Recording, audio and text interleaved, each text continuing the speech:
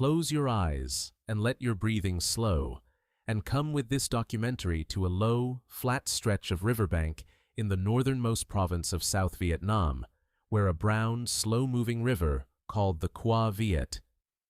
bends past a scatter of small hamlets with names that will mean nothing to you yet, and will mean a great deal by the time this story is finished. It is the last week of April, 1968. The light here is hazy and close, the kind of light that sits over rice paddies in the wet season, and the paddies themselves stretch out flat and open on either side of the river, broken only by low tree lines and the raised earthen dikes that farmers have walked for generations. It is quiet, in the way a place can be quiet right before it stops being quiet, for good. Somewhere among those hamlets, an enemy has been digging, patiently, invisibly, for weeks, building a fortified position out of bunkers and spider holes and mutually supporting fighting positions, tucked into tree lines that from a distance look like nothing more than ordinary village greenery. And on the other side of that river, without quite realizing what waits for them, a battalion of United States Marines is about to be fed into it, a company at a time, almost by accident, in what will become, in barely 4 days, one of the costliest few days of close, sustained infantry fighting that any single Marine battalion endured in the entire war. Take a moment, before this story truly begins, to notice your own breathing. Feel the weight of wherever you are resting settle a little more fully beneath you. There is nothing you need to do right now except listen, and let this documentary carry the rest. This documentary is going to move slowly through what follows, the way it has tried to move slowly through every battle it has told before this one, because these are not stories that benefit from being rushed, and because the people inside them, the ones who lived through this, and the far larger number who did not, deserve better than to be reduced to a fast montage of names and dates. So let this be, for now, simply an invitation to slow down. You do not need to remember every hamlet name on first hearing it. You do not need to hold the whole order of battle in your head. All you need to do, for the next little while, is listen, and let this story unfold at the pace it actually happened. The battalion at the center of this story called itself, with a certain dry pride, the Magnificent Bastards, 2nd Battalion, 4th Marines. And the fight this documentary is about to walk through happened at a strange, in-between moment in the war. In the days just after the siege of Khe Sanh had, on paper, technically ended, while the fate of that famous base itself was still an open and unresolved question, and while most of the world's attention, and a great deal of the American military's attention too, remained fixed elsewhere. Which is part of why this particular battle, despite its cost, despite the extraordinary things individual men did inside it, including 2 acts of valor that would eventually be recognized with the Medal of Honor, the nation's highest award for courage in combat, has remained one of the least remembered fights of the entire Vietnam War. This documentary spent a long time with the available sources before making that claim, and it wants you to know, plainly at the outset, that the claim held up. This was not simply a story that marketing decided to call forgotten. By any reasonable measure of how battles of comparable size and cost are remembered against battles like Khe Sanh and Hue that happened around the same time, this one really was allowed to fade. This documentary would like, gently, unhurriedly, over the next 2 hours, to bring it back into the light. Its name was the Battle of Dai Do. It will not ask anything of you tonight, except your quiet attention. And even that, this documentary knows, will likely drift and return, and drift again, the way it always does when a story is being told at this hour, in this unhurried way, to someone easing gently toward sleep. That is, in fact, exactly as it should be.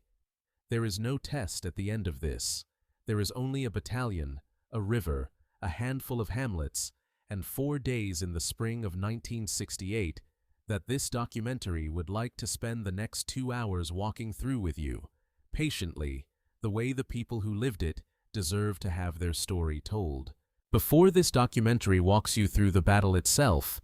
hour by hour, hamlet by hamlet, it wants to spend some time with the people who fought it, because that is how this channel has always tried to tell these stories, and because the men you are about to meet deserve to be introduced to you as people, with childhoods and choices and families, before they are introduced to you as names attached to acts of valor in a citation. So let this chapter, and the two that follow it, be a kind of slow gathering, a chance to sit with 3 men before the guns start, so that when the fighting does start, you already know who they are. The first of them is J.R. Vargas, and on the morning this battle began, he was a young Marine captain who had, only 2 days earlier, been handed command of a rifle company he had not trained with, going into a fight nobody yet fully understood. He was born on the 29th of July, 1938, in Winslow, Arizona, a small railroad town on the high desert plateau of the state's northern reaches, the kind of place where the freight trains passing through were, for a long time, the loudest and most reliable thing in a boy's day. His mother had come to the United States from Italy, and his father was of Hispanic descent, and Vargas grew up, by every account this documentary has been able to gather, in a household that valued discipline and service in roughly equal measure to affection. He was, remarkably, one of 4 brothers, and this is a detail this documentary wants to present to you, honestly, because while it is well attested across a number of biographical profiles written about Vargas over the years, including material associated with veteran support organizations, it does not appear to trace back to a single primary archival document that this documentary was able to independently verify. So it offers it to you in that spirit, widely repeated, plausible, likely true, but resting on secondary sources rather than a document this documentary examined itself. What those sources agree on is that all 4 Vargas brothers, across the span of a single extended family, ended up in combat, spread across 3 different American wars, 1 in the Second World War, 1 in Korea, and 2, eventually, including Jay himself, in Vietnam. Whatever the precise texture of that household was, it produced, at minimum, a family that answered the call to serve again and again, across a generation, without apparent hesitation. Vargas did not go straight from Winslow into the Marine Corps. He went first to college, graduating from Northern Arizona University in 1962 with the intention, in part, of becoming a teacher, and he would later return to education even more formally, earning a master's degree with honors from what was then called United States International University in San Diego. But before any of that graduate work, in June of 1963, he passed through the basic school at Quantico, Virginia, the institution that has turned newly commissioned Marine officers into platoon and company leaders for generations, and he came out the other side a 2nd lieutenant, assigned initially to the 1st Battalion, 5th Marines, in the 1st Marine Division. From there, his career carried him, as careers in the Marine Corps of that era so often did, steadily toward Vietnam, and by the spring of 1968 he had risen to captain and had built, over several years of service, the kind of reputation among the men above and below him that gets a man handed a rifle company on short notice when the situation demands it. And the situation, in late April of 1968, demanded exactly that.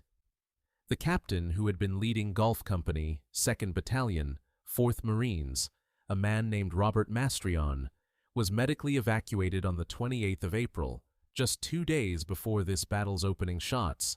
and command of Gulf Company passed to Vargas in that narrow window, with almost no time for him to learn the particular rhythms and personalities of a company he had not led into combat before. This documentary wants you to sit with that detail for a moment, because it is easy, in hindsight, to speak of J. Vargas simply as a Medal of Honor recipient, a settled, finished fact, and to forget that on the morning this battle actually began, he was a captain barely 2 days into command of men.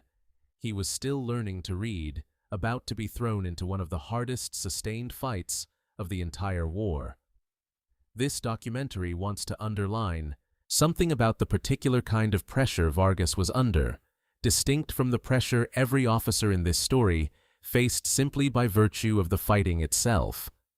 A company commander who has led his men for months knows, almost instinctively, which sergeant will hold a position without being told twice, which platoon tends to bunch up under fire and needs extra attention,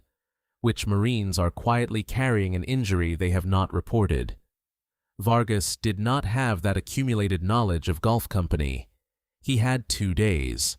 Everything he would do across the fighting that followed, he would have to do while simultaneously learning the company he was leading, a genuinely difficult position for any officer to be placed in, and one that makes what follows, this documentary thinks, considerably more remarkable rather than less. What Vargas did across the days that followed, this documentary will walk through in careful, unhurried detail in the chronology chapters ahead, hour by hour, because those actions deserve the fuller telling rather than a rushed summary here. But in outline, so that you have it in mind as this story unfolds. Vargas led Gulf Company in an assault across roughly 700 meters of open, exposed rice paddy under sustained mortar, rocket, and artillery fire to seize a foothold on the edge of a fortified hamlet. He was wounded doing it and refused to be pulled from the line. When part of his company was pinned down and unable to move, he personally led a reserve platoon forward into the bunkers themselves and was wounded a second time by grenade fragments and again refused evacuation. And when night fell, with his company holding a narrow exposed perimeter, he organized the defense that carried Gulf Company through repeated enemy counterattacks until morning. For all of this, President Richard Nixon would later present J. Vargas with the Medal of Honor.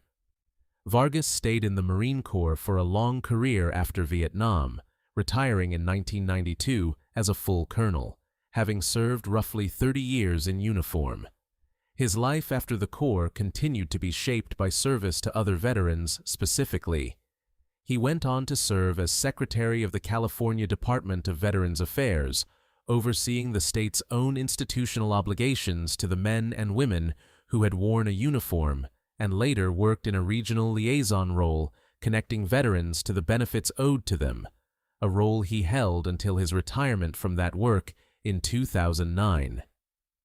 It is, this documentary thinks, a fitting arc for a man whose own combat record was built, in no small part, on refusing to leave people behind. The second man. This documentary wants you to know, before the fighting starts, is James E. Livingston, and if J. Vargas came to this battle as a captain still learning the company he had just inherited, Livingston came to it as a company commander who had already spent months building Echo Company into an extension of his own will, which is part of why what happened to Echo Company on the 2nd of May would look the way it looked. Livingston was born on the 12th of January, 1940, in a small community called Towns in South Georgia, and he grew up, by his own later account and by the account of those who wrote about him, working the land. His family ran a substantial farm, roughly 3,000 acres of Georgia soil, and Livingston spent much of his boyhood alongside his brother, doing the unglamorous, physically exhausting work that a farm of that size demanded, the kind of work that does not care how tired you are or whether you feel like doing it that day. It is worth pausing on that detail because it recurs so often in the biographies of the men who fought this battle. A childhood spent in physical labor, on land that gave nothing away for free, seems to have produced, again and again, a particular kind of endurance that would matter enormously a few decades later, in a rice paddy on the other side of the world. This documentary finds itself returning, again and again, to that image of a young Livingston working a 3,000-acre farm alongside his brother, because it offers a genuinely useful window into the kind of man he would become as an officer. Farm work of that scale does not reward impatience, and it does not reward a person who quits when a task turns out to be harder or longer than expected. It rewards steadiness, an ability to keep working through discomfort because the work simply has to get done, and a practical, unsentimental relationship with physical hardship that a classroom rarely teaches on its own. Whatever the exact mechanism, something in that upbringing produced a young man who, a couple of decades later, would absorb 3 separate wounds in a single morning of combat and keep leading his company forward anyway. He went from that farm to Auburn University, and from Auburn into the Marine Corps, receiving his commission in June of 1962, a year ahead of Vargas's own commissioning. This documentary also wants you to know that Livingston's path to Vietnam was not a straight, uneventful line from commissioning to combat, the way it can sometimes sound when compressed into a short biography. Like most Marine officers of his generation, he moved through a series of stateside assignments and training billets in the years between his 1962 commissioning and his eventual deployment, absorbing the ordinary, unglamorous accumulation of experience that turns a newly minted second lieutenant into a company commander capable of holding several hundred men together under fire. None of that intervening training makes for dramatic storytelling on its own, but it matters, because the composed, steady leadership Livingston would show on the 2nd of May did not appear from nowhere. It was built, year by year, out of exactly this kind of unremarked-upon preparation.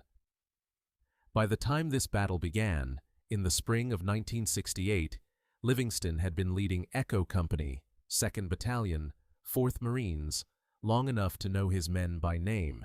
to know which of his platoon sergeants he could rely on without having to ask twice, and to have built, in the way that good company commanders do, a genuine bond of trust running in both directions. That bond would matter enormously on the morning of the 2nd of May, when Echo Company was ordered to do something that, on paper, looked close to impossible. This documentary will tell that story in full when it reaches the chronology of the 2nd of May, because it deserves the fuller, slower telling rather than a compressed version here, but in outline. Before dawn that morning, Livingston led Echo Company on an assault northeast out of the hamlet of An Lac, across roughly 500 meters of completely open, fire-swept rice paddy, using smoke as their only real cover, in order to relieve Golf Company, which had been fighting for its life through the previous night. Livingston personally directed his men through wave after wave of that assault, and was wounded twice by grenade fragments in the process, and by every account this documentary has reviewed, he simply refused to stop, refused evacuation, and kept leading. Under his direction, Echo Company helped clear more than 100 mutually supporting enemy bunkers that day, an extraordinary number for a single company in a single day of fighting, and relieved the pressure that had been threatening to overwhelm Golf Company entirely. It was only later that same long day, after a third and more serious wound left him physically unable to stand, that Livingston finally allowed himself to be evacuated, and even then, by the accounts this documentary has reviewed, he did so only after recommending the tactical pullback to his battalion commander himself, as though even flat on his back and unable to walk, the decision still needed to run through him first. For this day's actions, President Nixon would later award James Livingston the Medal of Honor as well, making this one of a small number of battles in the entire Vietnam War to produce 2 Medal of Honor recipients from within a single, short engagement. Unlike Vargas, who left the Corps after roughly 30 years, Livingston stayed on active duty considerably longer, more than 33 years in total, and his post-war career took him a long way from the rice paddies of Quang Tri.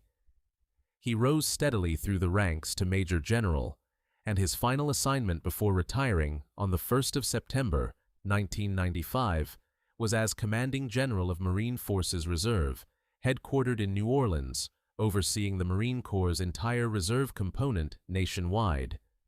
Later in life, he co-authored a memoir titled Noble Warrior, written together with Colin Heaton and Anne-Marie Lewis, which lays out his own account of this battle and of the rest of his long career in far more detail than this documentary can offer in a single chapter. There is one claim about Livingston's later career that this documentary wants to address directly, precisely because it comes up repeatedly in casual summaries of his life, and that is the suggestion that he was personally involved in the 1983 American invasion of Grenada. This documentary looked for a solid, verifiable basis for that claim, and did not find one it was comfortable standing behind. Rather than repeat something it cannot properly source, it has chosen simply to leave it out, and it mentions the omission here only so that if you have encountered that claim elsewhere, you understand why this particular telling of Livingston's story does not repeat it.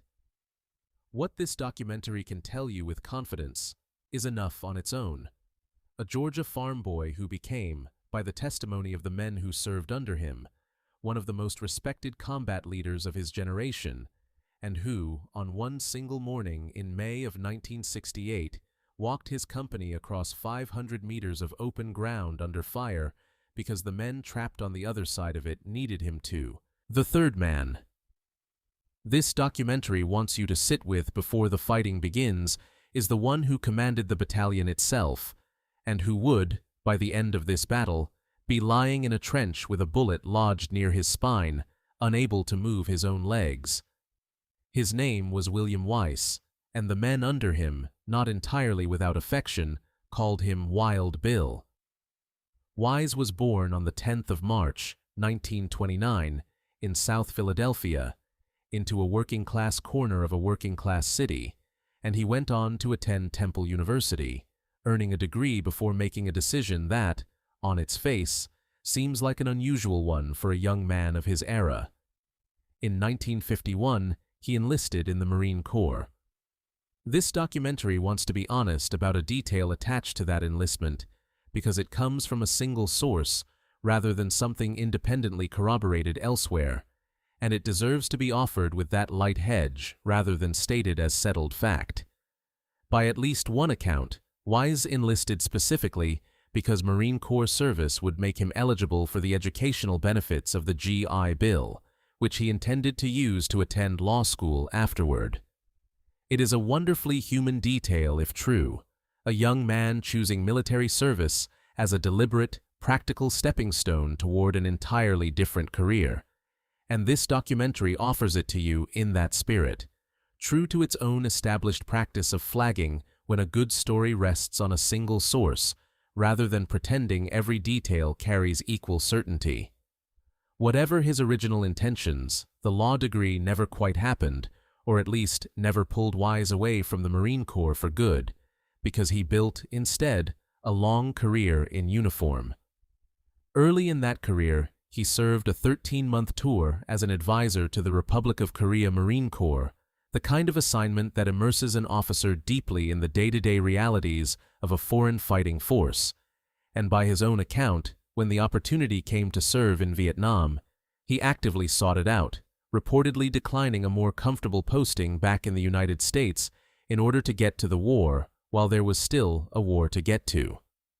He was initially slated to take command of the 3rd Reconnaissance Battalion,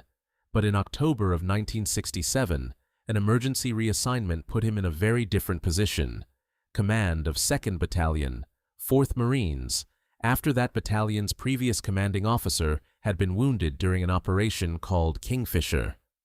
Wise arrived, in other words, mid-deployment, taking over a battalion already deep into its own war, and he would lead that battalion, the Magnificent Bastards, through the following 7 months, including through the 4 days this documentary is built around. Throughout this battle, Wise was the man directing the fight, present near the front lines rather than commanding from a safe distance, and this documentary's later chapters, when they walk through the day-by-day chronology, will show you a battalion commander who was, by every account, deeply and repeatedly frustrated with the resources being made available to him from above. This is not a retrospective judgment this documentary is imposing on him after the fact. It is Weiss's own documented, quotable assessment, offered afterward in his own words, and this documentary will return to those words directly in the chapter it devotes to the controversies surrounding how this battle was fought. For now, simply hold on to this. The man commanding this fight believed, at the time and afterward, that he was not being given what the situation actually required, and he said so plainly. This documentary wants to dwell, briefly, on what it meant for a battalion to be led, throughout this entire fight, by a commander with Weiss's particular temperament. Some battalion commanders of this era directed their units from well to the rear, coordinating by radio, rarely exposing themselves to the same danger their companies faced on the ground. Weiss, by every account this documentary has reviewed, was not that kind of commander.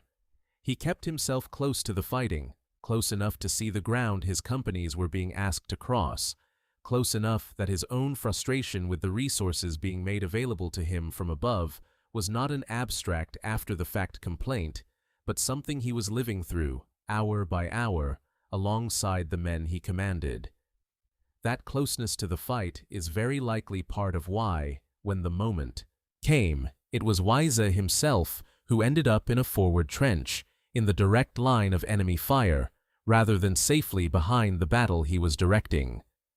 On the 2nd of May, the battle's bloodiest day, Weiss himself was shot near his forward command position. The round struck him low, near his spine, and left his legs unable to function, and he had to be physically pulled clear of the trench he had been directing the fight from. The most detailed secondary account of this battle, Keith Nolan's book on the subject, credits J. Vargas personally with dragging Weiss to safety,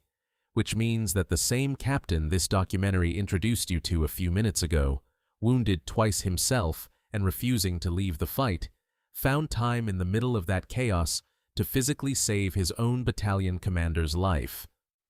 Weiss was evacuated, and Major Charles Knapp assumed command of the battalion in his place for what remained of the fighting.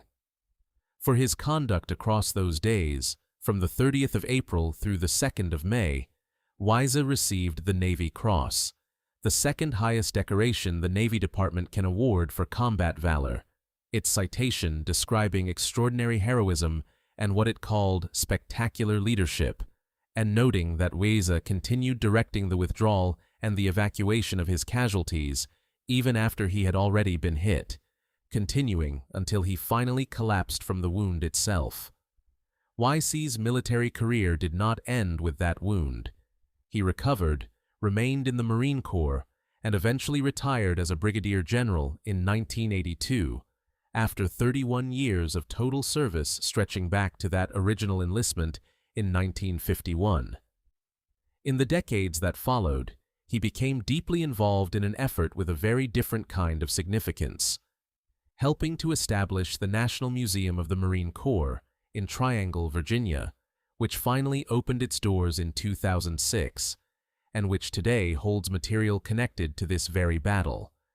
A fitting continuation of a life spent, one way or another, making sure the Marine Corps' own history was properly kept and properly told. In 1999, decades after the battle itself, Weiss personally sought out and interviewed a retired North Vietnamese army general believed to have commanded the opposing force at Dai Do,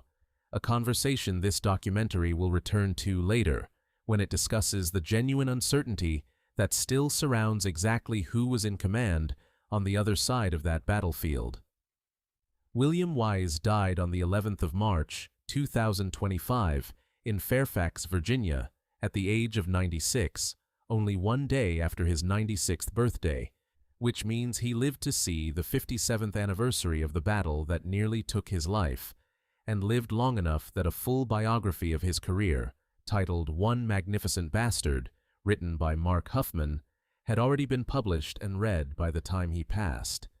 It is a rare thing, in stories like this one, for a central figure to have lived so long, and to have spent so much of that long life afterward making sure the story itself survived him. Now that you know something of the three men at the center of this story, this documentary wants to slow down further still and lay out, as carefully as it can, exactly where and when this battle sat within the larger shape of the Vietnam War. Because a great deal of the confusion that has followed this battle down through the decades, this documentary believes, comes from people getting that timing slightly wrong, and it would rather take the time to get it right than let that confusion continue. You have likely heard of the Siege of Khe Sanh. It is, of all the battles of the Vietnam War's climactic year of 1968, one of the handful that has stayed lodged in popular memory, and it is tempting, when telling the story of a much smaller battle that happened in the same province only weeks later, to simply fold the two together, to imagine this story as something that happened while Khe Sanh was still under siege, in its shadow, at the same time. This documentary wants to correct that, gently but precisely, because the actual timeline matters. The Siege of Khe Sanh is conventionally dated from the 21st of January, 1968, through the 8th of April, with the relief operation that broke the siege, Operation Pegasus, considered formally complete by the 15th of April. That means that by the time the fighting this documentary is about to describe began on the 30th of April, the siege itself had already been over for 2 to 3 weeks. It was not, technically, still happening. But here is the part where the popular shorthand and the precise historical record start to diverge in an interesting way, because while the siege was over, Khe Sanh combat base itself was very much not abandoned. American Marines continued to hold that base, continued to patrol out from it, continued to lose men defending ground that, only a few months later, under the new overall command of General Creighton Abrams, would be quietly evacuated and demolished, the base formally closed on the 5th of July, 1968, an outcome that would itself become one of the more debated decisions of the entire war. Since so much blood had so recently been spent defending ground, the country would soon simply walk away from. So, the honest, careful way to describe the relationship between Khe Sanh and the battle this documentary is telling is this. Dai Do did not overlap with the siege proper. It happened in the weeks after the siege technically ended, but while the base's ultimate fate, and by extension the question of whether the siege had actually been worth what it cost, remained genuinely open and unresolved. That unresolved question hung over the entire month of the fighting. This documentary is about to describe, even though the fighting itself was happening somewhere else entirely. And somewhere else entirely mattered here too, in a second sense, because 1968 was not finished delivering shocks to the American war effort after Tet and after Khe Sanh. Through April and into May, North Vietnamese and Viet Cong forces launched a follow-on wave of attacks that has come to be known, informally, as the May Offensive, or sometimes Mini-Tet, striking at targets across South Vietnam in a second, smaller echo of the surprise that had defined the Tet Offensive itself back in late January and early February. One of the axes of that follow-on offensive ran straight through Quang Tri Province, the northernmost province in South Vietnam, hard against the demilitarized zone that nominally separated the two Vietnams, and running through the heart of that province, from the coast inland to the Marine base at Đông Hà, was a river called the Qua Viet, which was, in the most practical and unglamorous sense imaginable, the lifeline of the entire Marine presence along the DMZ. Supplies moved up that river by boat.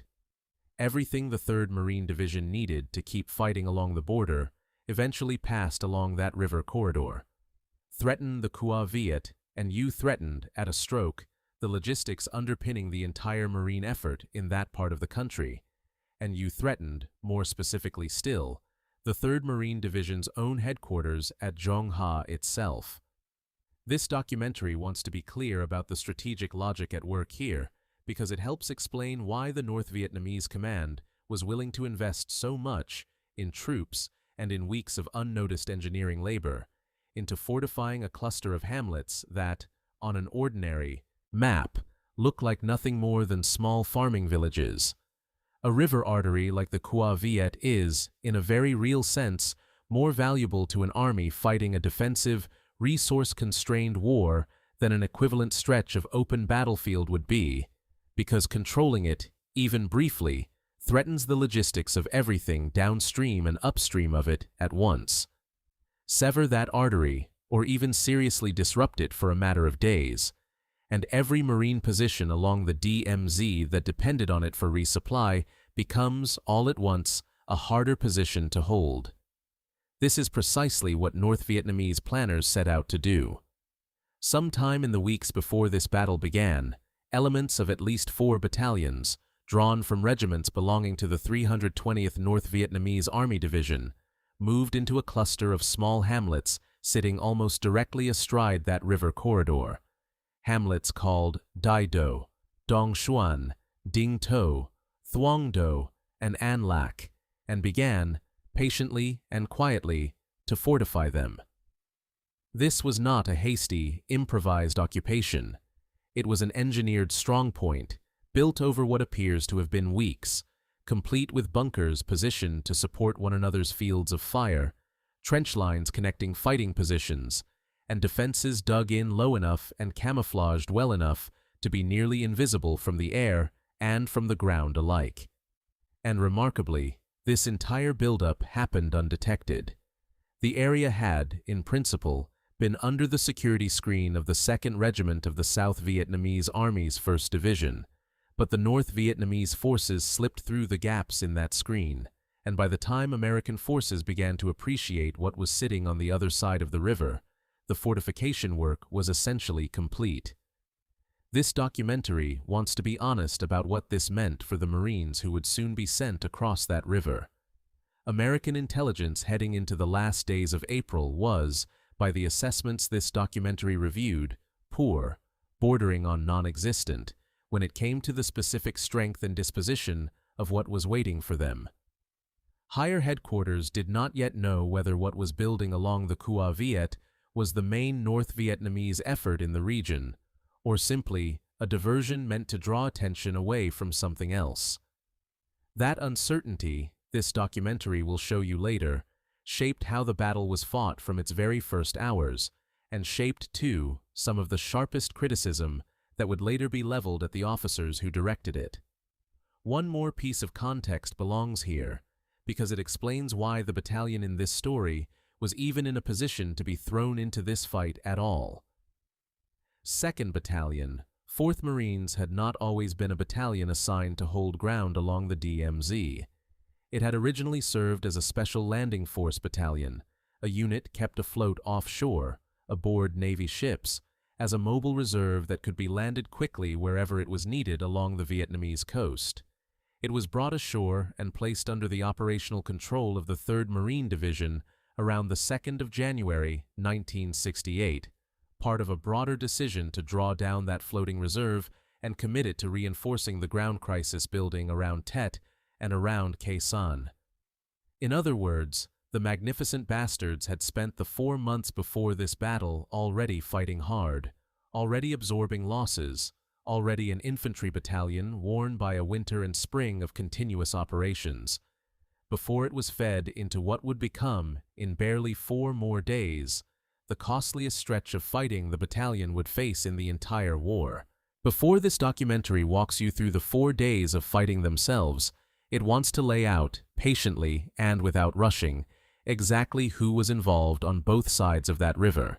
because the story that follows involves a fairly large number of units and officers, and this documentary has found, across every battle it has told,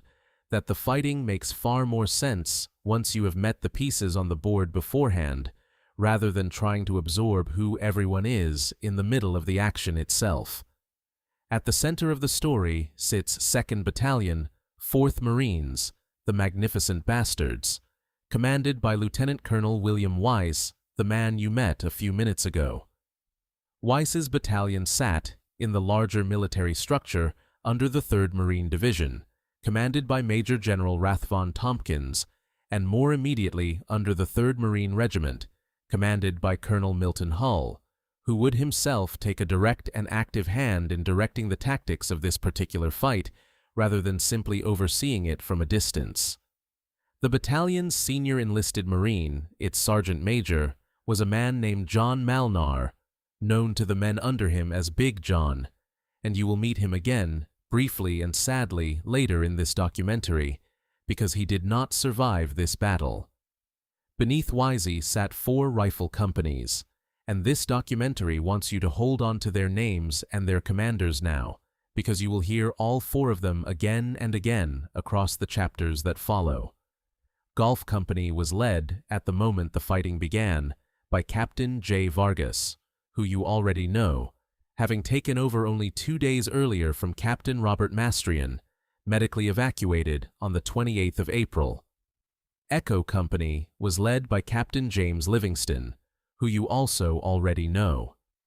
Hotel Company was commanded, at the start of the battle, by Captain James Williams,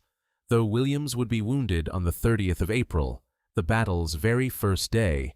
and command would pass first to 1st Lieutenant Scotty Prescott, who would himself be wounded on the 2nd of May, and then finally to 2nd Lieutenant Vic Taylor, who took over in the middle of the battle's most chaotic fighting and held the company together through what remained of it. And Foxtrot Company was commanded by Captain James Butler, and this documentary wants to flag something about Butler specifically, because it stands out clearly against the pattern of everyone else in this order of battle. Butler held command of Foxtrot Company for the entire span of this fighting, without being wounded and without being replaced, a genuinely notable fact given how much command turnover the other 3 companies experienced across the same 4 days. Reinforcing the battalion, in addition to its own 4 companies, was Company B, 1st Battalion, 3rd Marines, commanded by 1st Lieutenant George Norris, and this documentary needs to tell you, plainly and without softening it, that Norris was killed within roughly 5 minutes of his company landing on the battle's opening day, a detail this documentary will return to properly when it reaches the chronology of that first afternoon. Supporting all of this infantry was a collection of other units worth knowing by name. The 1st Amphibian Tractor Battalion supplied the armored tracked Amtraks that carried Marines across open ground and across the river itself, under Colonel Hull's direction. A small number of M48 tanks and a small number of the odd, distinctive ONTOS vehicles, each mounting a battery of recoilless rifles, were committed to the fighting as well. Though, as you will hear, the tanks in particular would not last long once they reached the fortified hamlets. 2nd Battalion, 12th Marines supplied the artillery that, across nearly every day of this battle, was the difference between survival and disaster for the infantry on the ground. Marine fixed-wing aircraft flew close air support throughout.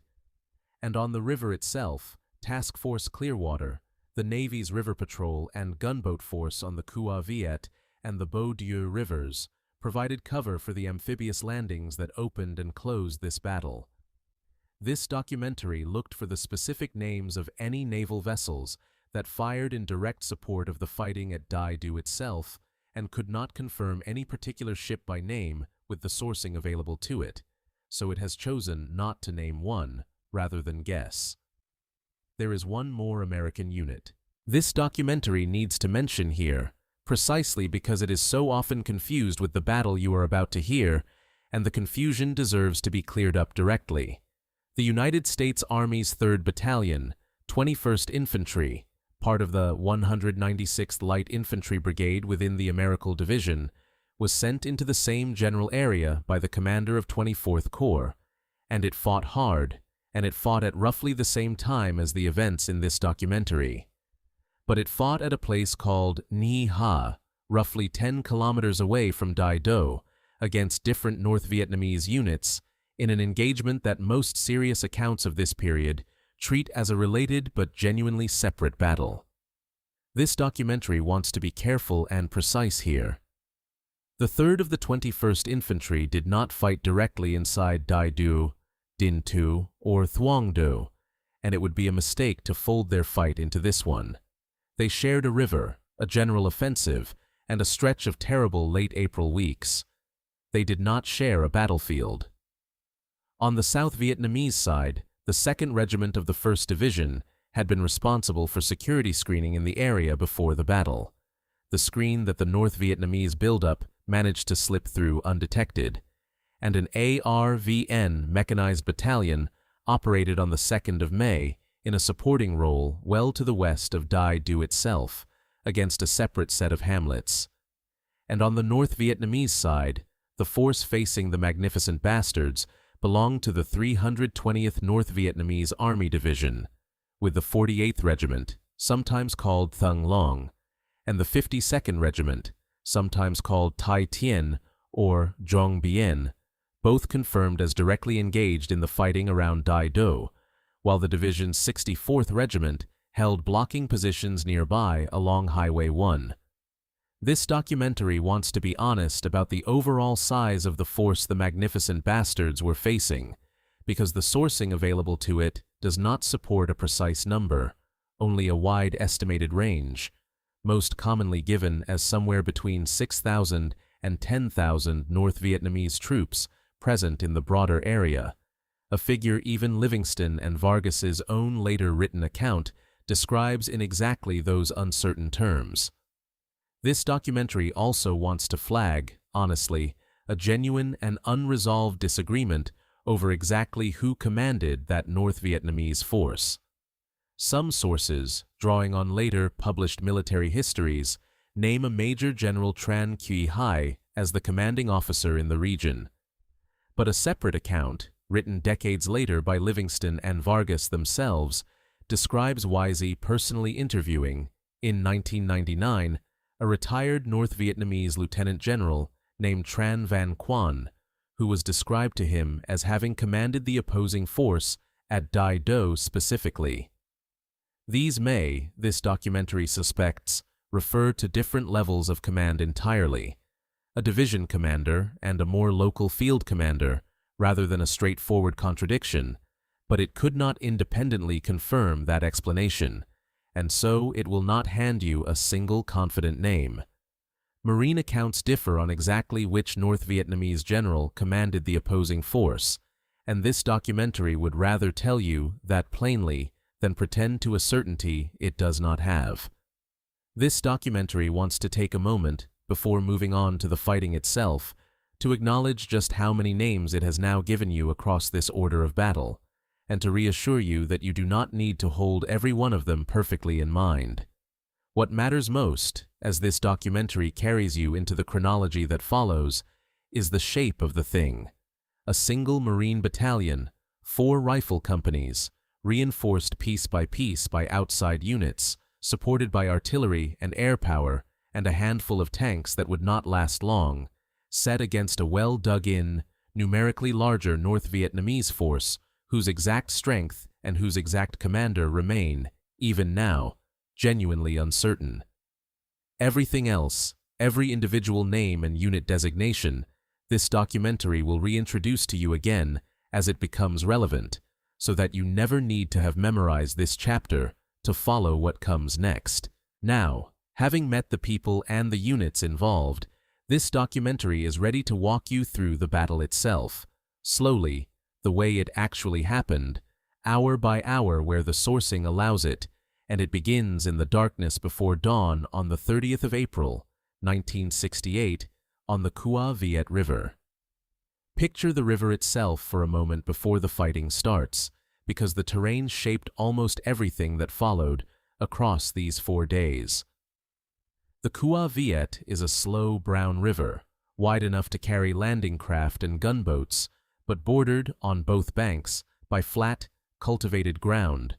rice paddies stitched together by low earthen dikes, punctuated here and there by lines of trees and hedgerows around the hamlets themselves. It is gentle-looking country, the kind of landscape that, seen from a slow-moving boat on a quiet morning, might look almost peaceful.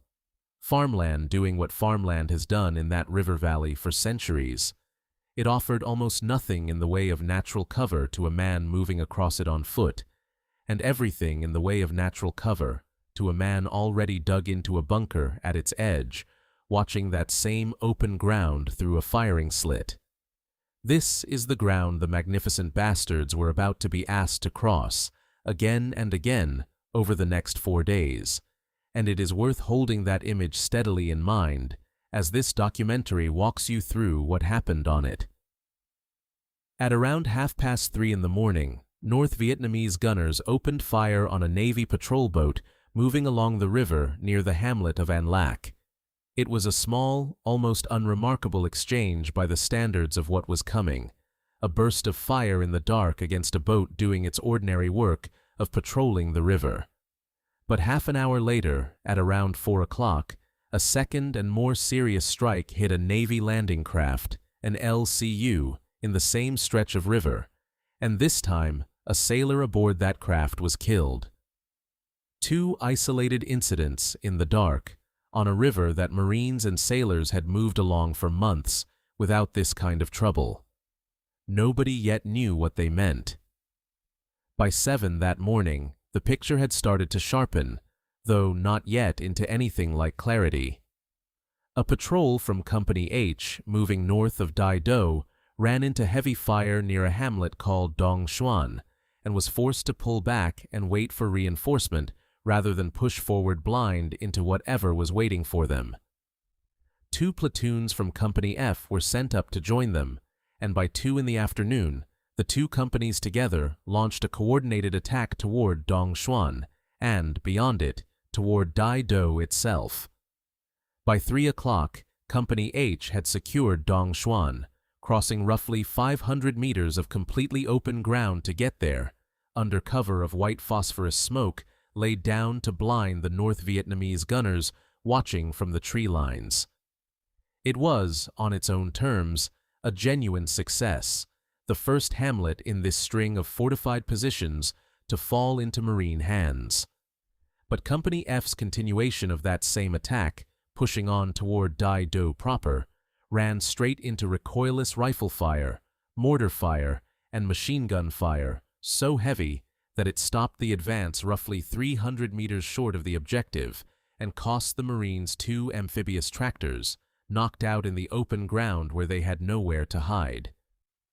This documentary wants you to sit with that fact for a moment, because it was the first hard evidence, on the very first day of this battle, of exactly how deeply and carefully fortified the ground ahead actually was. Bunkers do not knock out armored tractors by accident. Whoever had built this position had built it to kill exactly this kind of attack. Later that same afternoon, at 4:25, Company B, 1st Battalion, 3rd Marines, landed south of An Lac, under the covering fire of Task Force Clearwater's riverboats, intending to secure the hamlet as a staging point for the larger fight ahead.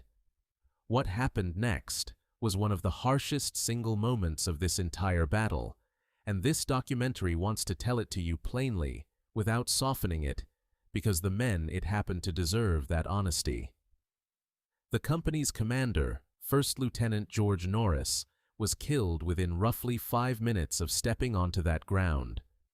Alongside him, in that same opening burst of fire, 2nd Lieutenant John Odell and Sergeant Harold Vierheller were also killed. In total, in the first few minutes of that single landing, 7 Marines were killed and 14 more seriously wounded, a company commander and 2 of his key subordinates cut down almost simultaneously before the company had even had the chance to organize itself on the ground. It is a stark illustration of how little warning the fortified North Vietnamese positions gave before opening fire, and how thoroughly the ground around An Lac had already been brought under observation and pre-registered fire before a single Marine boot touched it.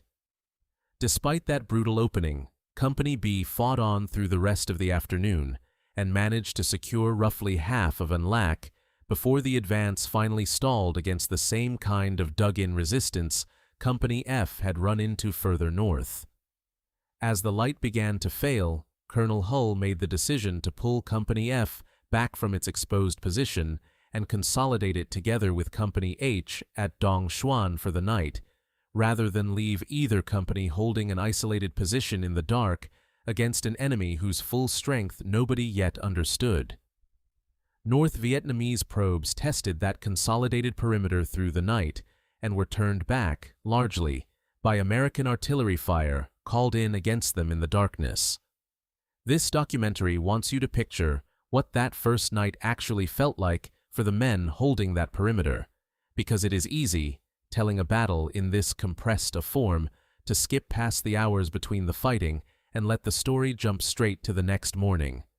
It was not a quiet night. Flares hung over the paddies, drifting slowly on their parachutes, throwing a harsh, shifting light across ground that had already, in a single afternoon, swallowed 16 of their brothers.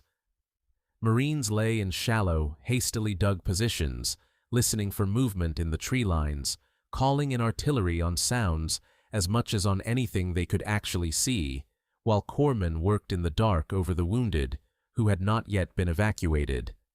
Nobody who held that perimeter through those hours yet knew that this first day, as costly as it had already been, was going to be the easiest of the 4 still ahead of them. By the time this first day's fighting finally quieted, the cost was already sobering for a fight that had, technically, only been intended as a limited action to clear a handful of riverside hamlets.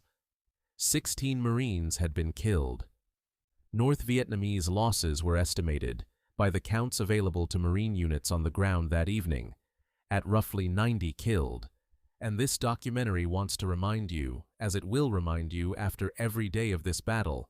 that this figure, like every enemy casualty figure you will hear across this documentary, is an estimate made in the confusion of a single day's fighting, not a verified count, and should be held with exactly that degree of caution. What was clear, even on this first evening, was that the Marines of 2nd Battalion, 4th Marines, had walked into something considerably larger and considerably better prepared than anyone at any level of command had expected when the day began. Morning came to the riverbank on the 1st of May, and with it came a discovery that told the Marines something important about how their enemy fought. When patrols moved back into An Lac at first light, they found it empty. The North Vietnamese defenders, who had held half the hamlet against Company B the previous evening, had simply withdrawn overnight, quietly, without any of the noise or disorder that might have given their movement away, a pattern this documentary will note again as this battle unfolds. An enemy that fought hard for a position, and then, on its own timetable, rather than under visible pressure, let it go and reappeared somewhere else, fortified and waiting again.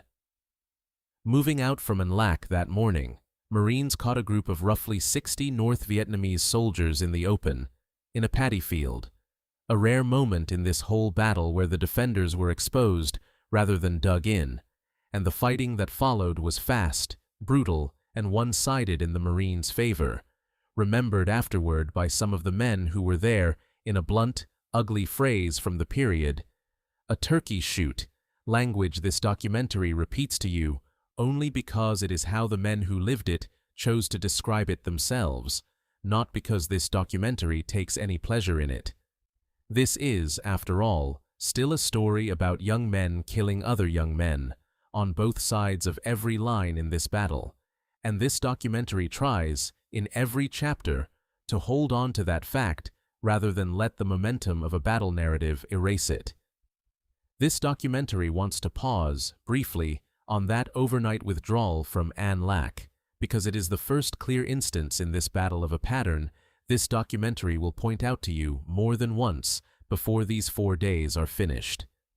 The North Vietnamese units holding this ground were not simply standing and dying in place, in the way a less disciplined or less well-led force sometimes does under pressure. They fought hard for a position, inflicted real cost on the Marines trying to take it, and then, when their own commanders judged the position no longer worth holding, disengaged cleanly and quietly, often at night, often without the Marines on the other side, even realizing the withdrawal was happening, until first light revealed empty bunkers where a defended line had been the evening before. It is a mark of a well-trained, well-disciplined opponent, and this documentary thinks it is worth naming plainly here, because it makes the eventual American victory in this battle, 4 days later, a harder-won thing than it might otherwise sound. By 10 o'clock that morning, the day's main effort had begun. Captain Vargas's Gulf Company landed with 2 M48 tanks in support and pushed west, directly at Dai Do itself, the fortified hamlet that had stopped Company F cold the day before. What followed was some of the hardest, closest fighting of the entire battle,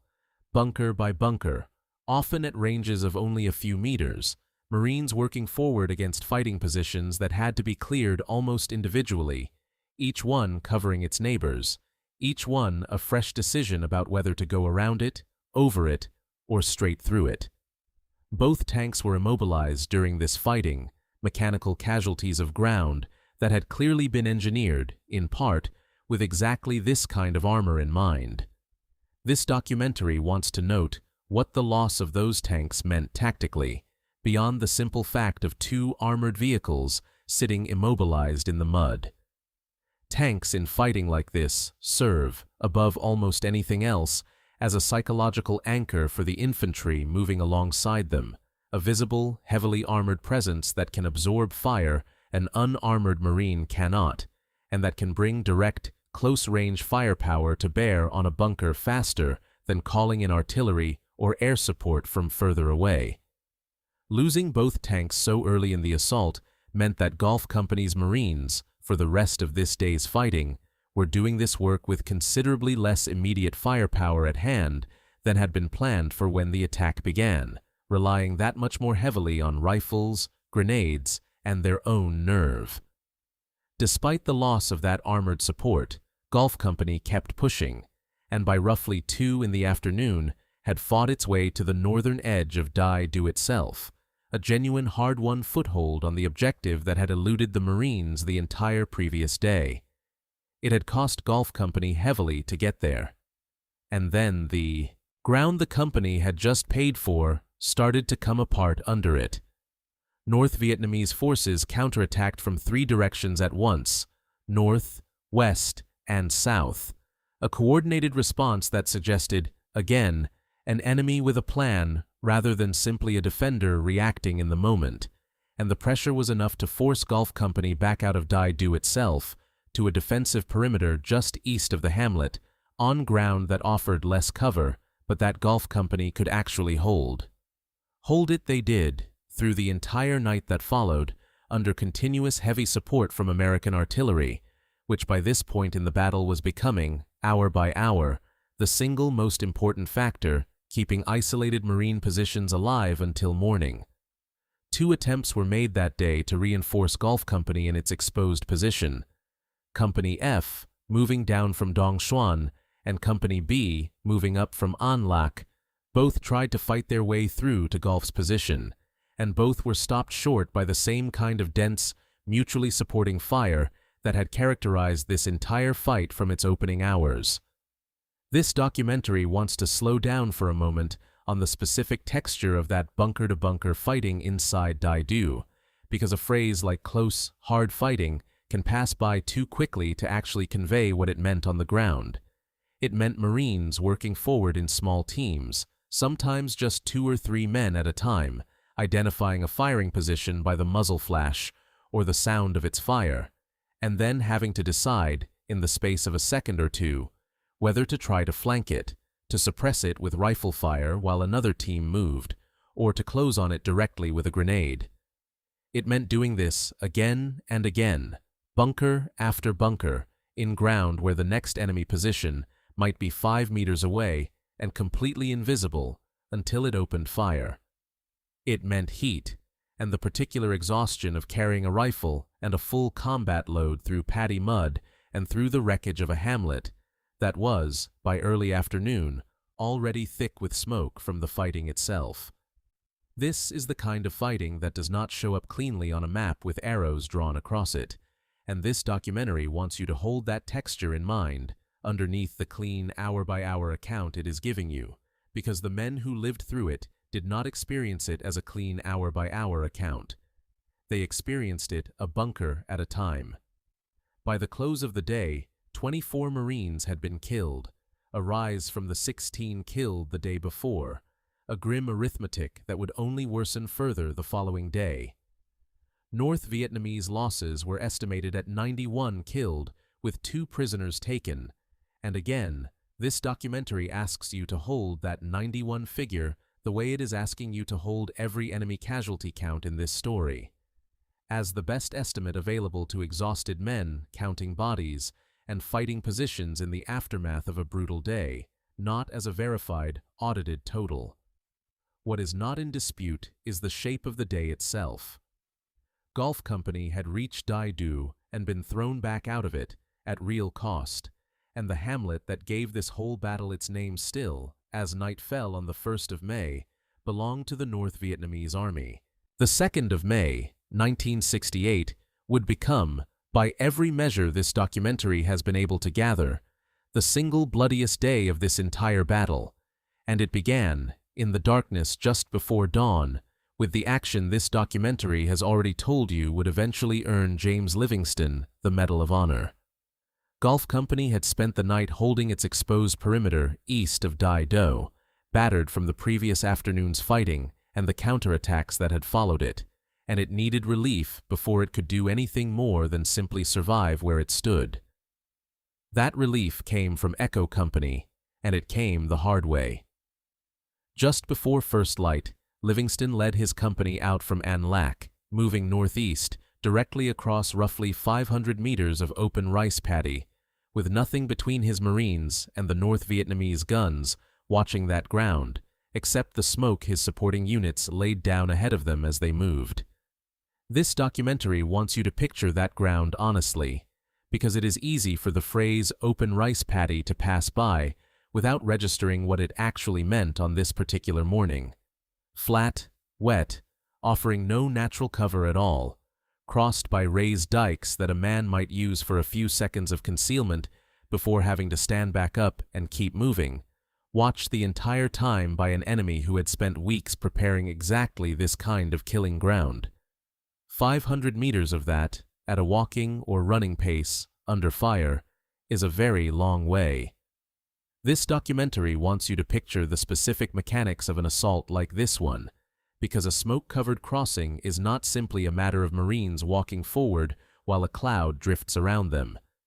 Smoke has to be laid down precisely, ahead of the advancing troops and along their flanks, thick enough to blind an enemy gunner's aim, but not so thick that it disorients the Marines moving through it themselves, and it has to be maintained, shell after shell, for as long as the crossing takes, which on ground like this could be many long minutes, each one an eternity, for a man moving in a low crouch across open mud with nothing over his head but drifting white phosphorus smoke and the sound of enemy fire snapping through it, aimed at where the gunners on the other side guess the Marines to be.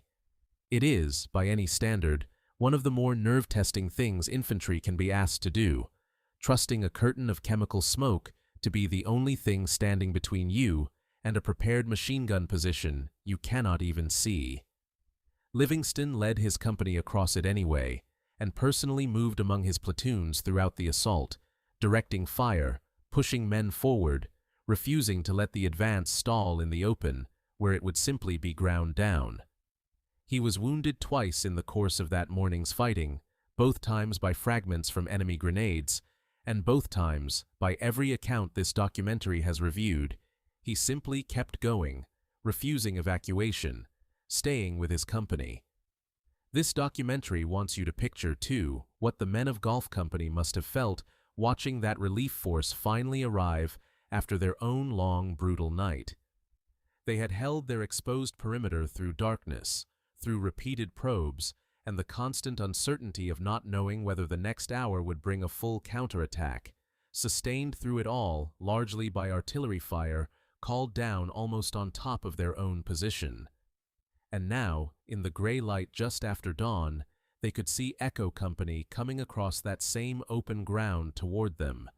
under fire, taking losses, coming anyway. This documentary imagines there is a particular, specific kind of relief in watching help arrive that way, earned rather than simply granted, and it is the kind of moment that rarely survives in official after-action reports, but that the men who lived through it, this documentary suspects, never fully forgot. By roughly 9:30 that morning, Echo Company and Golf Company had linked up and, together, secured Dai Do, the hamlet that had changed hands in one form or another, twice already in the 2 days before this one. It was, on its own, a genuine turning point, the objective that had eluded the battalion since the first afternoon of the fighting, finally, actually held by American Marines. Under Livingston's direction that morning, Echo Company alone accounted for the clearing of more than 100 individual enemy bunkers, an extraordinary volume of close, dangerous work compressed into a handful of hours. There was no real pause to enjoy that success. By 1 in the afternoon, Company H, now under the command of Lieutenant Scotty Prescott after Captain Williams had been wounded 2 days earlier, pushed forward toward the next hamlet in the chain, Dinh To, and ran directly into a North Vietnamese counterattack on a scale nobody in the company had faced yet in this battle. A force estimated at roughly battalion strength, hundreds of men, moving to retake ground and very nearly succeeding in overrunning Company H in the process. Prescott himself was severely wounded in that fighting, and command of Hotel Company passed, in the middle of the chaos, to Second Lieutenant Vic Taylor, a young officer suddenly responsible for a badly mauled company fighting for its life. This documentary wants to note, too, that Prescott's wounding and Taylor's sudden elevation to command was, by this point in the battle, becoming almost the norm rather than the exception. Recall that Hotel Company had already lost its original commander, Captain Williams, wounded on the very first day of this fight. Now its second commander, too, was down, and a second lieutenant, a rank that ordinarily carries responsibility for a single platoon of perhaps 40 men, found himself, in the middle of a battalion-sized counterattack, responsible for an entire company. This is one of the quieter, less celebrated forms of courage this battle produced, one this documentary wants to make sure does not get lost beneath the 2 Medal of Honor citations that understandably dominate how this day is usually remembered. Junior officers and non-commissioned officers, thrust without warning into command responsibilities well above their pay grade, simply picking up that responsibility and carrying it because there was no one else left standing to do it. What happened next says something about the character of the battalion this documentary has been describing to you across the last several chapters. Echo Company, Livingston's company, was by this point down to something like 30 men still able to fight, a fraction of its normal strength after the morning's assault and the bunker clearing that had followed it. Nobody ordered Echo Company to go help Hotel Company. Livingston's Marines moved to reinforce Prescott's beleaguered company anyway, without waiting for orders to do so, because the men fighting a few hundred meters away needed help, and Echo Company was the force closest to being able to give it. Both companies, Echo and Hotel together, were eventually forced to fight their way back to Dai Do under the cover of Marine airstrikes called in danger, close to blunt the North Vietnamese pressure enough to allow the withdrawal. It was during this fighting, or in its immediate aftermath, that Livingston was wounded a 3rd time, and this final wound was serious enough that he could no longer stand on his own. Even then, lying on the ground, unable to walk, Livingston is remembered as having recommended the pullback to Lieutenant Colonel Wise himself, as though the decision still needed his voice attached to it before it could be made final. Only after that did he finally allow himself to be evacuated. It was this full sequence, the pre-dawn crossing under smoke, the wounds refused, and then finally accepted only when his body gave him no other choice, and the more than 100 bunkers cleared along the way, that would be recognized when the citation was finally written, with the Medal of Honor. The 2nd of May was not finished, even after the morning Echo Company had already endured, and this documentary wants to walk you through what followed just as carefully, because the afternoon and evening of this single day would prove, in the end, to be the costliest few hours of the entire battle, and would leave the battalion without its commanding officer by the time darkness finally fell. By 4 o'clock that afternoon, with Dai Do itself now firmly in Marine hands, and Company H and Company E pulled back to consolidate and catch their breath after the morning's brutal fighting, the battalion pushed forward again toward Dinh To, the next hamlet up the chain from Dai Do.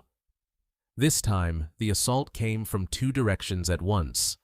Gulf Company, Vargas's company, now reduced after 2 days of hard fighting to something like 40 men, still able to carry a rifle forward, advanced on one axis, while Foxtrot Company, Captain Butler's company, still under its original commander, after 2 days in which every other company in the battalion had lost or replaced its leader at least once, advanced on a second axis, roughly 80 men strong.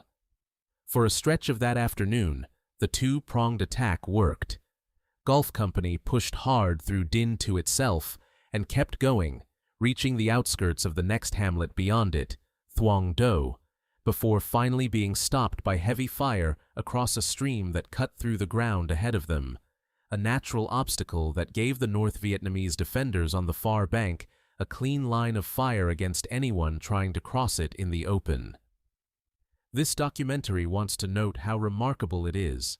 In the middle of everything else this day had already cost this battalion, that Gulf Company was still able to mount an advance like this one at all. This was the same company that had fought its way into Dai Do the day before, been thrown back out by a 3-sided counterattack, held through a long night under artillery cover, and then, that very morning, helped secure Dai Do a second time alongside Livingston's Echo Company. And now, in the same afternoon, with barely 40 men still able to carry a weapon forward, it was attacking again, further than it had gone yet, all the way to the edge of a third hamlet. This documentary does not think there is a tidy word for that kind of sustained physical and psychological endurance. Men who had already given everything a fight like this could reasonably ask of them, going forward again anyway, because the mission had not changed, and neither, apparently, had their willingness to carry it out. But the 2 companies had, in the course of that advance, become separated from one another by heavy fire cutting across the ground between them, Foxtrot pushing along a line further to the east than Gulf, and the gap that opened up between the 2 companies was exactly the kind of opportunity a well-drilled defender looks for. North Vietnamese forces exploited that separation and struck hard, catching Gulf Company at Thuong Do in a position where it could no longer count on Foxtrot's support close at hand. What followed was a fighting withdrawal under pressure, both companies working their way back first to Dinh To and then all the way back to Dai Do, covered the entire way by an intensity of American artillery fire that, by this point in the battle, had become the single thread holding the battalion's forward positions together. Without that artillery, this documentary believes, based on the accounts it has reviewed, the losses of this single afternoon would very likely have been considerably worse than they already were. This documentary wants to pause, briefly, on what an afternoon like this one asked of the artillery batteries and forward observers supporting this fight, because their contribution rarely gets the same attention in these stories as the infantry fighting it describes, and yet, without them, this documentary believes the story of this single afternoon would very likely read very differently.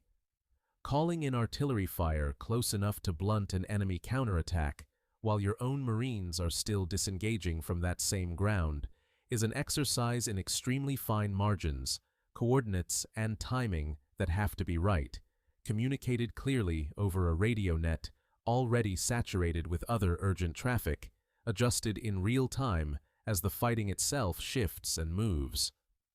2nd Battalion, 12th Marines, and the forward observers attached to this battalion performed that exercise under this kind of pressure again and again across this single afternoon.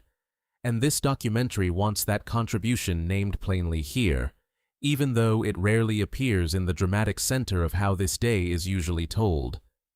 It was during this same stretch of fighting, at or near the battalion's forward command position, that Lieutenant Colonel Weiss himself was hit.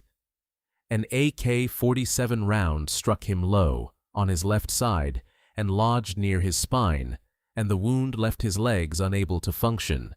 A devastating injury for any man, and a particularly dangerous one for a battalion commander in the middle of directing a fight of this intensity from a forward position under fire. He had to be physically pulled clear of the trench he had been working from, and the most detailed secondary account of this battle, written by Keith Nolan,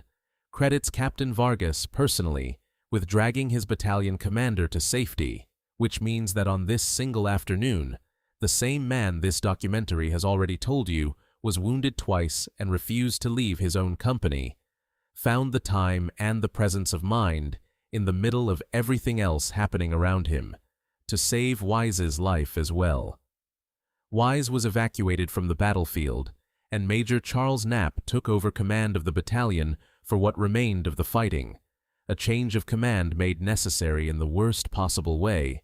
in the middle of the battle's single hardest day. This documentary also needs to tell you, with the same plainness it has tried to bring to every hard fact in this story, that Sergeant Major John Malnar, the battalion's senior enlisted Marine, known to his men as Big John, was killed in action during this same period of fighting, near Wise, in the same general stretch of ground and the same general stretch of time. A battalion commander shot through the spine, and a sergeant major killed beside him, within the same hours, on the same patch of riverside ground, gives some sense of just how concentrated and how costly this single afternoon was, even set against everything else this battalion had already absorbed across the 2 days before it. By the time the fighting on the 2nd of May finally quieted, 40 Marines had been killed, the worst single-day total of the entire battle, nearly double the toll of the day before it. North Vietnamese losses on this day alone were estimated, in the official Marine Corps historical account of the fighting, at almost 380 killed, a figure this documentary wants you to hold, as it has asked you to hold every enemy casualty estimate in this story, as the best judgment of exhausted men working from partial information in the immediate aftermath of an enormous day of fighting, sourced here specifically to the official Marine Corps history of the period, rather than as an audited, verified total. Whatever the precise number actually was, there is no real dispute about the shape of the day.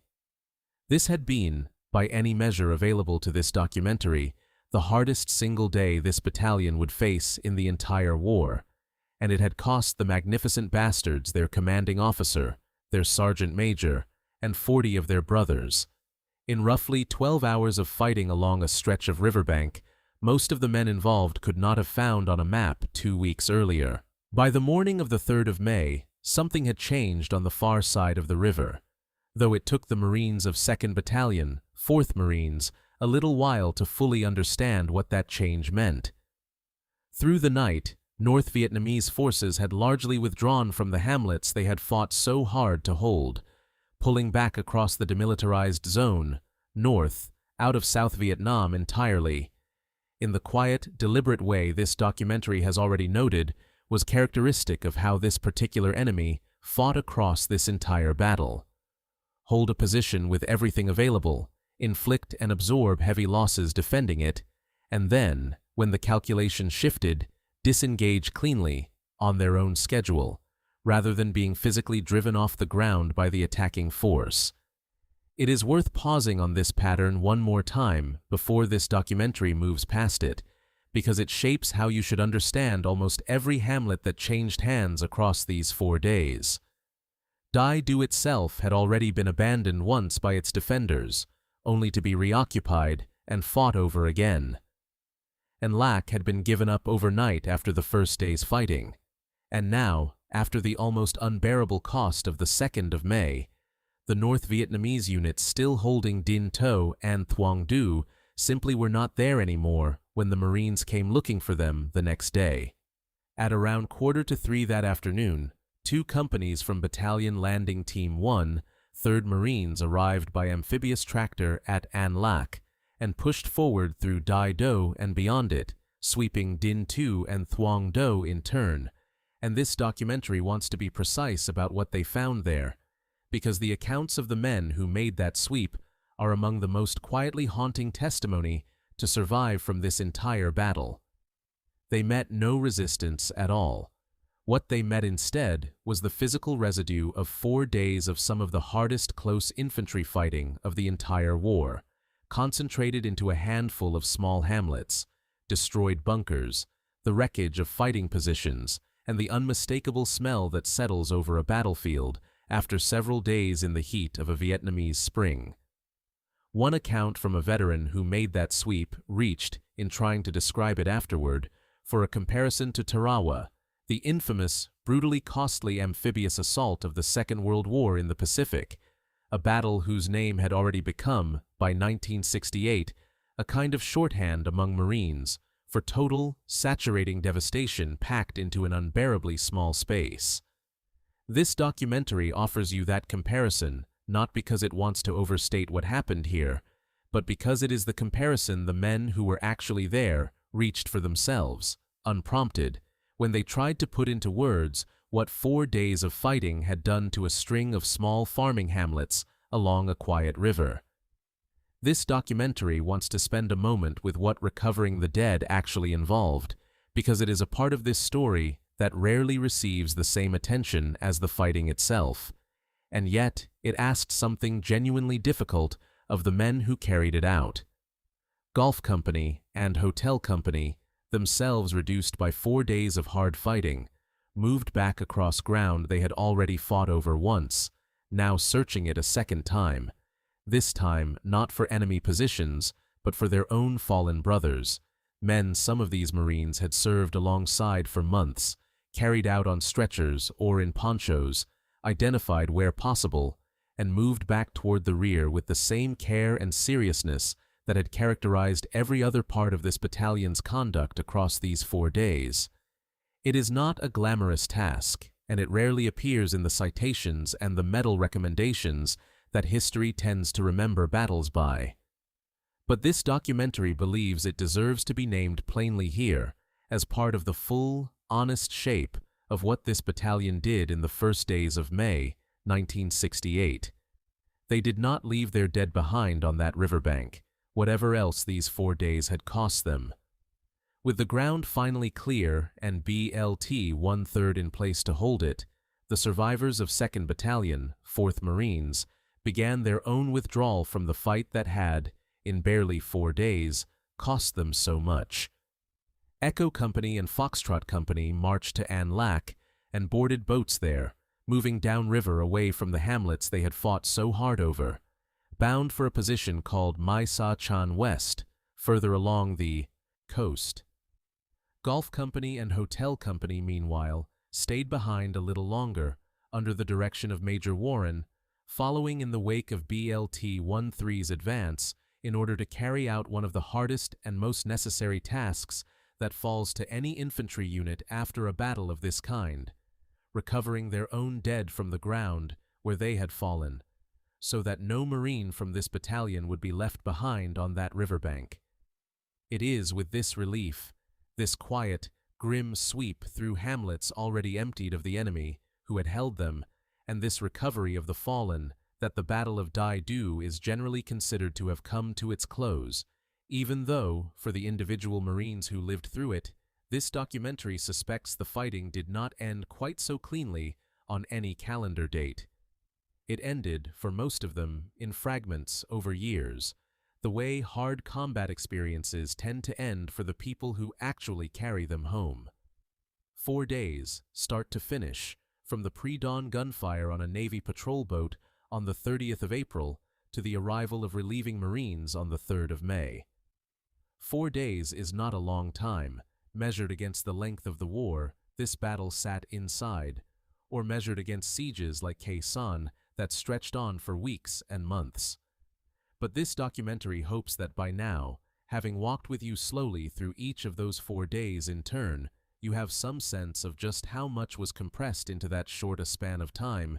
and just how far the cost of this battle outran its brief place on any calendar. This documentary now wants to slow all the way down and spend a full chapter doing something it considers one of its most important responsibilities in telling any battle story honestly, laying out, carefully and without shortcuts, exactly what this fighting cost on both sides, and being just as honest about which of those figures can be trusted as fact and which of them remain genuinely, seriously disputed. Begin with the figure that carries the least uncertainty, because it deserves to be stated plainly and without hedging. 81 Marines were killed across the 4 days of this battle. This documentary wants you to notice something about this particular number, because it matters for how much weight you should put on it. It is not a figure this documentary is asking you to trust on the strength of a single source. It appears identically across the official Marine Corps historical account of the period, across Keith Nolan's detailed secondary history of the battle, and in Livingston and Vargas's own written account of the fighting, published decades later in 2022, in which the two men themselves wrote of mourning the loss of 81 of their brothers in arms. 3 independent sources, spanning an official history, an outside historian's research, and the personal testimony of 2 men who were there, converging on the same number. That is about as solid as a wartime casualty figure gets, and this documentary wants to give it to you as settled fact, not as an estimate. 81 Marines from this battalion did not come home from these 4 days. This documentary wants to sit with that number for a moment longer than the bare arithmetic requires, because 81 is easy to say and hard to actually hold in mind. It is 81 separate mornings when a young man woke up somewhere in Quang Tri Province, not knowing it was the last morning he would have. It is 81 letters that eventually had to be written, by hand, by officers who had themselves just come out of the same 4 days of fighting, informing 81 families on the other side of an ocean that their son, their husband, their brother, was not coming home. Casualty figures in a documentary like this one have a way of flattening into pure statistics, numbers to be compared against other numbers, and this documentary does not want that flattening to happen here, even for a sentence or two before it moves on to the messier, more contested numbers that follow. The number of Marines wounded is a different story, and this documentary wants to be honest about a genuine discrepancy in the record rather than simply picking whichever figure sounds more authoritative. The commonly cited secondary figure puts total wounded at 397. Livingston and Vargas's own 2022 account, drawing on their personal knowledge of their own battalion, puts the figure higher, at 473. Here is what makes this discrepancy interesting, rather than simply confusing. Both figures agree, precisely, on one component of that total. Both sources state that 297 Marines were wounded seriously enough to require medical evacuation off the battlefield entirely. Where they diverge is in how many additional Marines were wounded, but stayed in the fight, treated in the field, and kept on the line rather than evacuated, sometimes called the walking wounded. The lower figure counts 100 additional wounded who stayed in the fight. The higher figure, from the men who commanded companies inside this battle themselves, counts 176. This documentary is not going to pretend to resolve that 76-man gap because it cannot honestly tell you which count is more accurate. What it can tell you, plainly, is the range. Roughly 400 to nearly 500 Marines were wounded across these 4 days, on top of the 81 killed, and the sources genuinely differ on exactly how many of the wounded chose, or were ordered, to keep fighting rather than be pulled from the line. This documentary also wants to flag, and then set firmly to one side, a broader figure that sometimes gets attached, incorrectly, to this specific battle. A figure describing 233 killed, 821 wounded, and 1 missing across the entire 3rd Marine Division for this general period of the war. That figure describes an entire division's losses across a wider stretch of fighting, not this single battalion's 4 days at Dai Do specifically, And this documentary wants to be careful never to let that larger, division-wide number be mistaken for, or blended into, the 81 Marines this specific battalion lost in this specific battle. They are measuring different things, and conflating them would do a real disservice to the precision this story deserves. Similarly, this documentary found a figure for Navy losses in the same broader window, 15 killed and 22 wounded, which it offers to you with the same caution. Drawn from a single secondary aggregation covering a wider scope than this battle alone, worth mentioning, not worth building confident claims upon. On the South Vietnamese side, the figure most specifically tied to Dai Do itself is 5 Marines of the Army of the Republic of Vietnam killed, a low, relatively uncontested figure. This documentary also encountered a considerably larger figure elsewhere, 42 killed and 124 wounded, which it believes, based on the context in which it appears, likely reflects a wider date range or a wider set of units than Dai Do specifically, and so it offers you the smaller, more narrowly sourced figure as the one most directly tied to this battle, while flagging the larger number honestly as probably describing something broader. And now this documentary arrives at the number it wants to handle with the most care of all, because it is also the number most likely to be quoted with false confidence elsewhere. How many North Vietnamese soldiers were killed in this battle? This documentary wants to walk you through the full range of figures it found, in order from lowest to highest, and to be honest with you about where each one comes from, because the range itself, more than any single number inside it, is the real story here. The official Marine Corps historical account of the period gives a figure of at least 600 killed. A separate secondary source gives a slightly higher figure, 639 or more. Keith Nolan's detailed history of the battle arrives at a total of roughly 805, built by adding 537 known North Vietnamese dead directly attributable to ground combat to a further 268 kills credited to supporting arms, artillery, and air power rather than infantry contact. And then there is the highest figure this documentary encountered by a wide margin, 2,653 killed, which appears in Livingston and Vargas's own 2022 account. This documentary wants to tell you, honestly and specifically, where that number comes from, because the source matters enormously here. It is not a battlefield count made in the days after the fighting. It is a recollection offered decades later by Second Lieutenant Vic Taylor, the young officer who took over hotel company mid-battle, describing conversations he remembered having, years afterward, with a retired Major General named Dennis Murphy, who told him the North Vietnamese dead had eventually been gathered and counted in groups of 25. This documentary wants you to notice that Livingston and Vargas themselves, presenting this figure in their own writing, do not claim it as a verified count. Their own words describe it only as probably the most accurate information available, which is a careful, honest way of saying,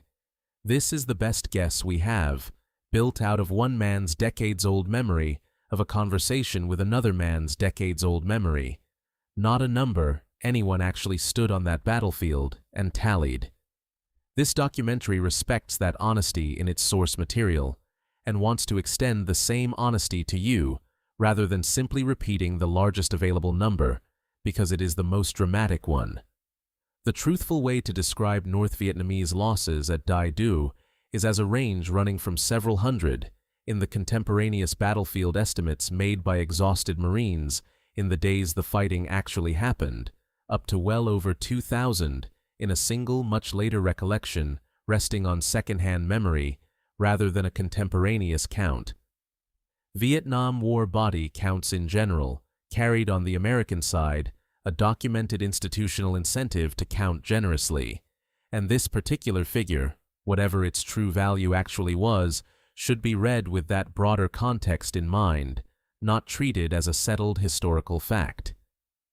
There is one more piece of testimony worth including here, precisely because of what it illustrates rather than because of what it proves.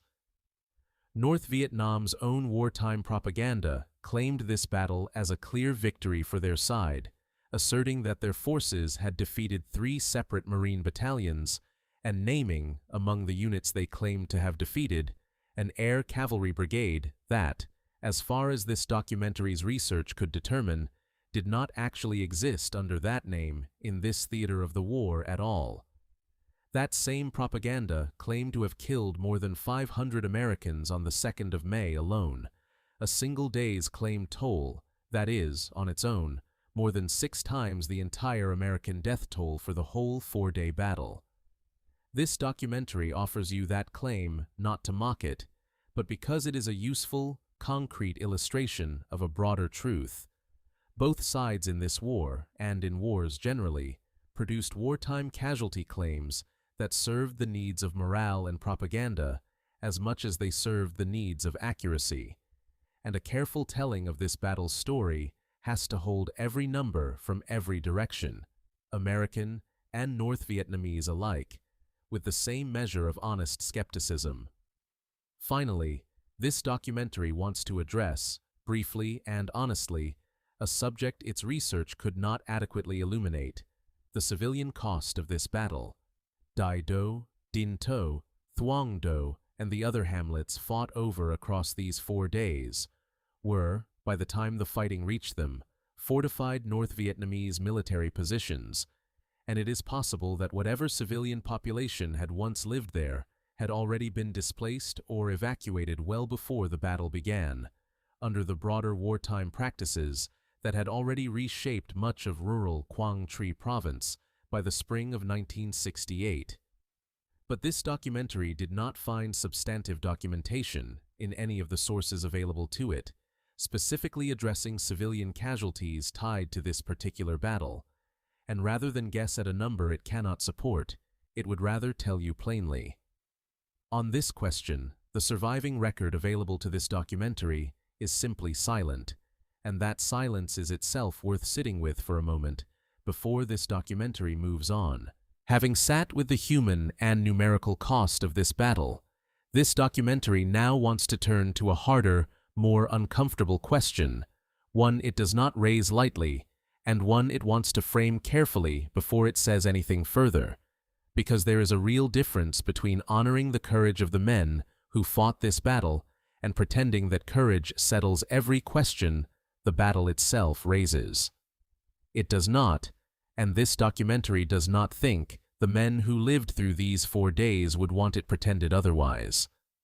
Several of them, in their own later writing and interviews, raised exactly this question themselves, in their own words, in the decades since.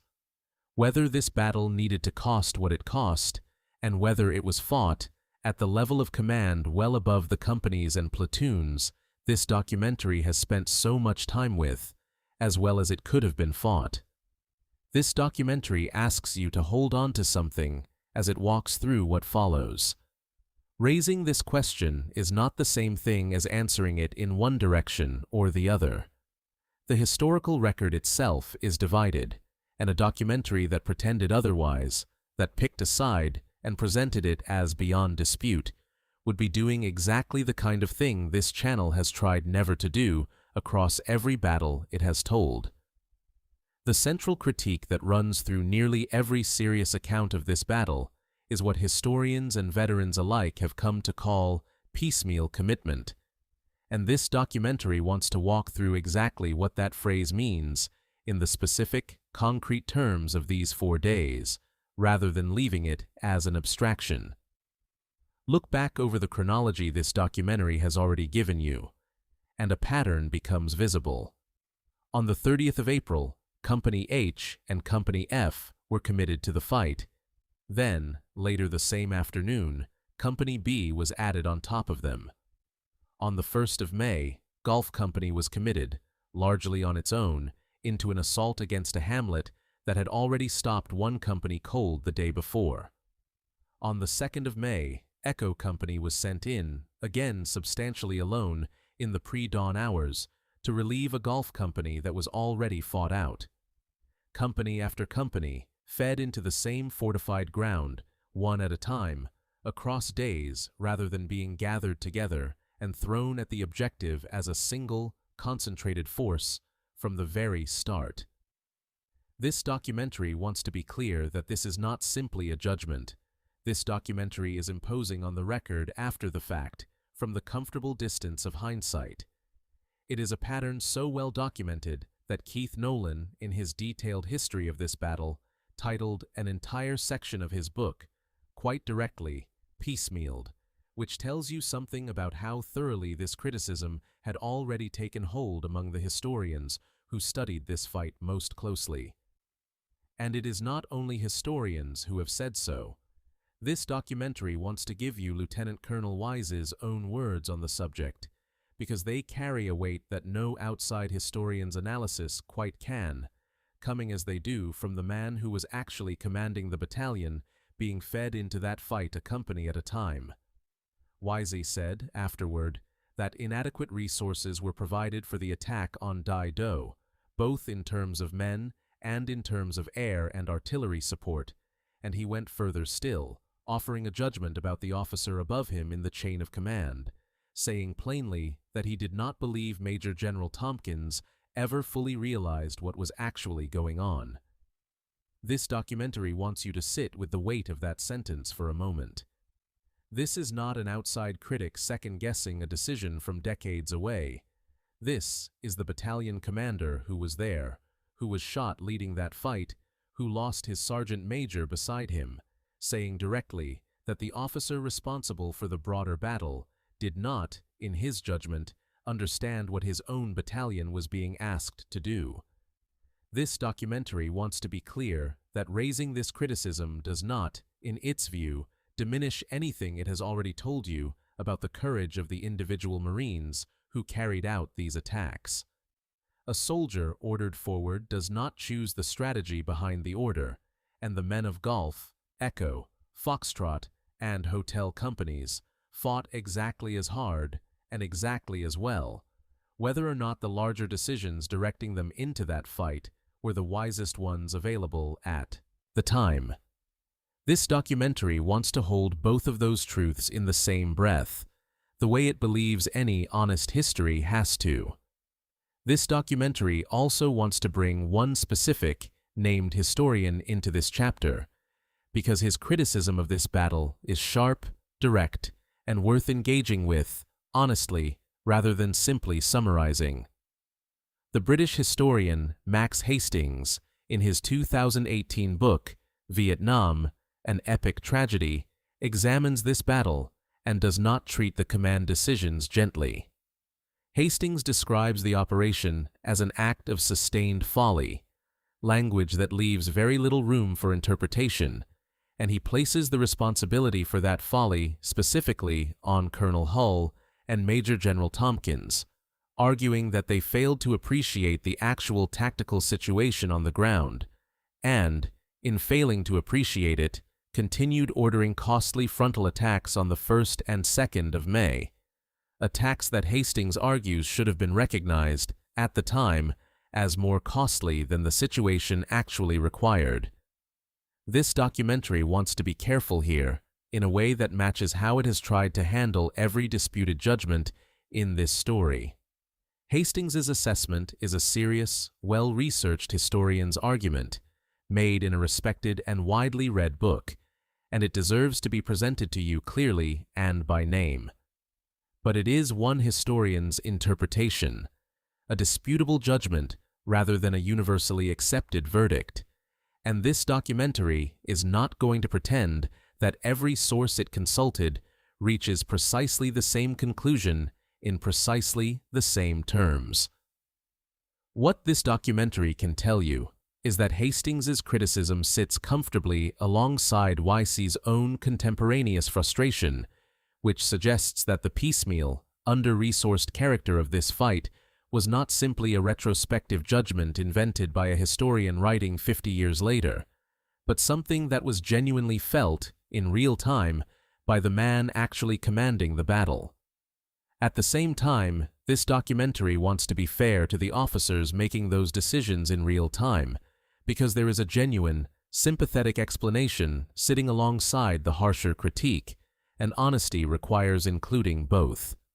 This documentary told you, several chapters ago, about the North Vietnamese Army's careful, patient, and ultimately successful effort to fortify this stretch of riverbank without being detected, slipping past the security screen the South Vietnamese 2nd Regiment was supposed to be maintaining in the area. That intelligence failure did not only affect the days before this battle began, it continued to affect the fighting itself, especially in its opening hours, because 3rd Marine Division headquarters did not, at first, actually know whether what its Marines had run into on the 30th of April represented the main North Vietnamese effort in the region, or whether it was a diversion, a feint meant to draw attention and resources away from some larger threat building elsewhere. Committing an entire battalion at once, all at once, against an objective that intelligence could not yet confirm was the enemy's real main effort, would have been its own kind of gamble, carrying its own kind of risk if it had turned out to be the wrong call. This documentary offers you this explanation honestly, alongside Wisey's own harsher assessment and Hastings' still harsher one, not to resolve the disagreement in either direction, but because a genuine, honest telling of this history has to hold both truths at once. That there was a real fog of war problem shaping the caution with which this battle was initially fought, and that the men doing the actual fighting, and at least one respected outside historian writing decades later, believed that caution turned into something closer to negligence once the scale of the fight became clear and the piecemeal pattern continued anyway, day after day, company after company. This documentary has spent a great deal of time, across the chapters you have just heard, walking you through what happened along that riverbank, hour by hour and hamlet by hamlet. It wants to spend this next chapter somewhere slightly different, not in the fighting itself, but in the decades of quiet aftermath that followed it, because a battle's afterlife, this documentary believes, is very much part of its true story, not a mere postscript tacked onto the end of it. This documentary now wants to turn to what happened to this battle's memory in the years and decades after the guns finally fell silent along the Qua Viet River, because how a battle is remembered afterward is, in its own quiet way, as much a part of its story as the fighting itself. Start with the battalion's own nickname, because it is older than this battle by a surprising margin, and this documentary thinks that detail deserves to be corrected before it goes any further, since it is easy to assume a nickname like the Magnificent Bastards was earned in this fight specifically. It was not. The name was bestowed 4 full years before Dai Do on the 4th of June, 1964, by the battalion's commanding officer at the time, Joseph Bull Fisher, and it was later made official through a formal battalion order on the 24th of September, 1966, under a subsequent commanding officer, A.E. Gene Bench. This documentary looked into where the name itself actually came from, and found, honestly, 2 competing stories, neither one definitively confirmed over the other, and it wants to give you both rather than pretend to know which one is true. One version holds that the name grew out of a compliment paid to the battalion during hard combat somewhere in the Pacific during the Second World War, an admiring, backhanded kind of praise from men who had seen the battalion fight. The other version is considerably rowdier, that the name emerged from an actual brawl on the parade ground during a change of command ceremony, the kind of story that Marine units of a certain vintage seem to specialize in producing. This documentary is not going to pick between these 2 stories for you. Both are told, both have their defenders among people who have researched this unit's history, and the honest thing to do is simply to let you hold both versions at once, the way this documentary has tried to let you hold every other genuinely unresolved question in this story. Whatever the nickname's true origin, the battalion's veterans built a lasting institution around their shared service, and Dai Do sits at the very center of it. A second battalion, 4th Marines Association, formed around 1988 or 1989, organized initially around a reunion held at Camp Lejeune, and the association's own materials describe that first reunion as primarily a 20th anniversary commemoration of the Battle of Dai Do specifically, before the association later broadened its scope to welcome veterans of the battalion from every era of its service, not just 1968. This documentary looked for evidence of a specific, formally named annual event, something like an official Dai Do Day held on a fixed date every year, and could not independently confirm that such a formally named tradition actually exists, so it is not going to assert one here. What this documentary can tell you with confidence is that the association's founding itself grew directly out of the desire of this battalion's veterans to remember this specific battle, and that ongoing memorial activity continues among those veterans and their families down to the present day, including public tributes to their fallen brothers that have been documented as recently as the last several years. For readers or viewers who want to go deeper into this story than a single documentary can take you, several dedicated works exist, and this documentary wants to name them clearly because they represent the scholarship and testimony this entire 2 hours has been built upon.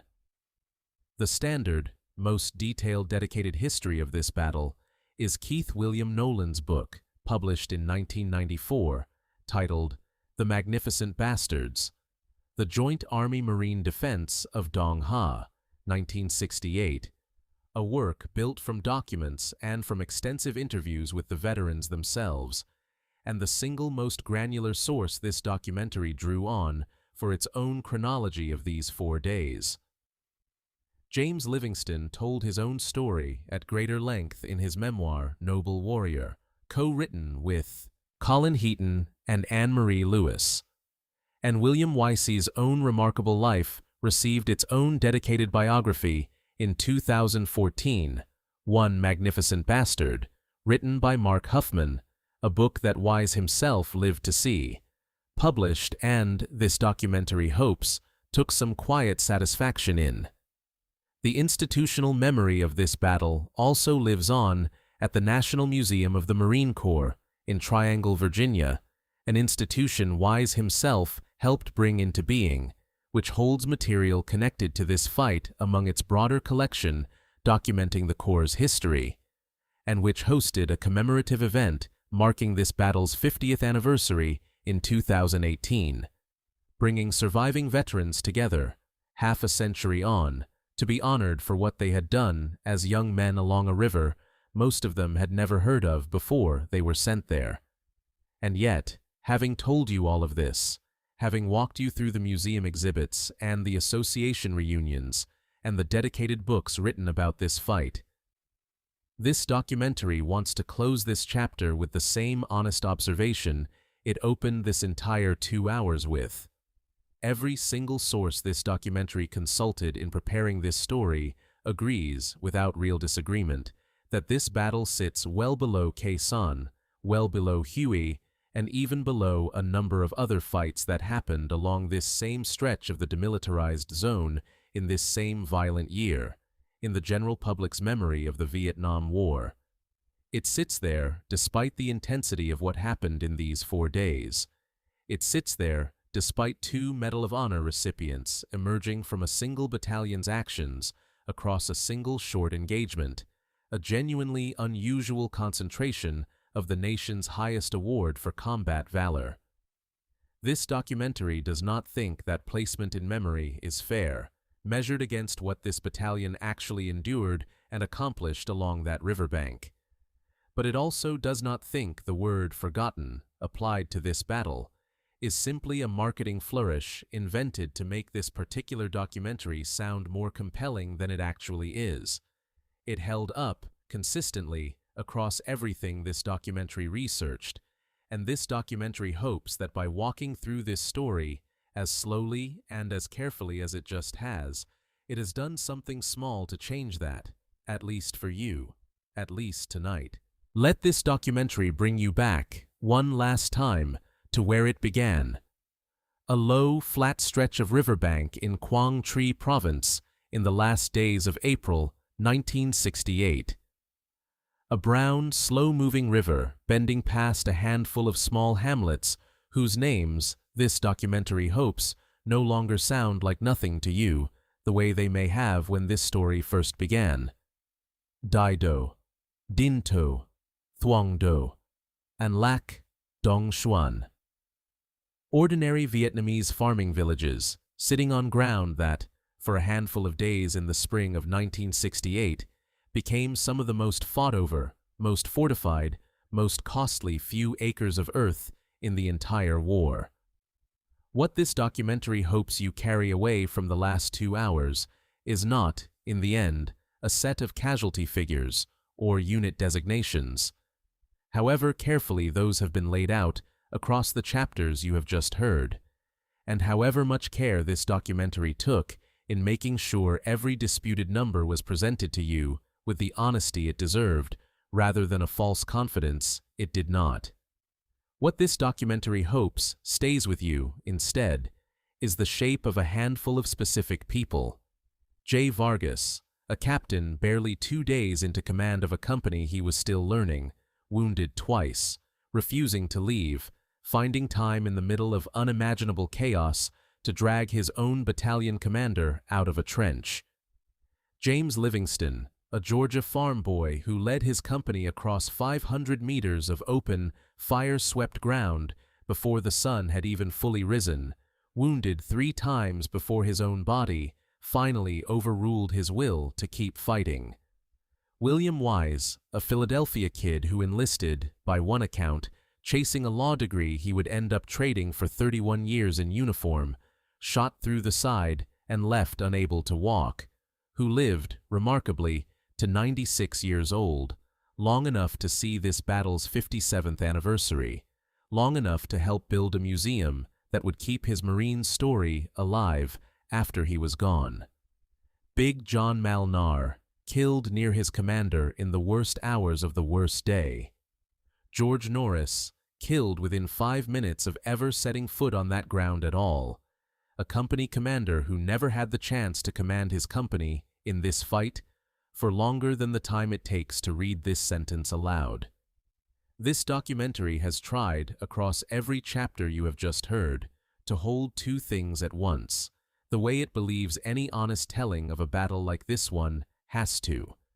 It has tried to hold the astonishing individual courage of the men inside this story, the kind of courage that produced 2 Medal of Honor recipients out of a single battalion's 4 days of fighting, an extraordinary concentration of valor by any measure. And it has tried, at the very same time, to hold the harder, more uncomfortable questions this story also raises, about whether that courage was spent as wisely as it might have been by the officers directing it from above, about a battalion fed into a fortified enemy position a company at a time rather than all at once, about a battalion commander who said, afterward, in his own words, that he did not believe his own division commander ever fully grasped what his Marines were actually facing. This documentary does not think honoring the men who fought at Dai Do requires pretending that second question does not exist, or was somehow already settled by the bravery on display in the first one. Both things are true. Both things belong in the same story. It is worth sitting, too, one final time, with how much this battalion absorbed in such an astonishingly short span of time. 4 days, 81 Marines killed, a number this documentary asked you to trust because 3 independent sources, an official history, an outside historian, and the men who commanded these companies themselves all converge on it. Hundreds more wounded, the precise count still genuinely disputed, even by the men who were there. A battalion commander shot through the side, a sergeant major killed, company commanders wounded, replaced, and in one single remarkable case, held through every single hour of the fighting without a scratch. all of it compressed into 96 hours along a river most of the men who fought there had never heard of before the spring of 1968,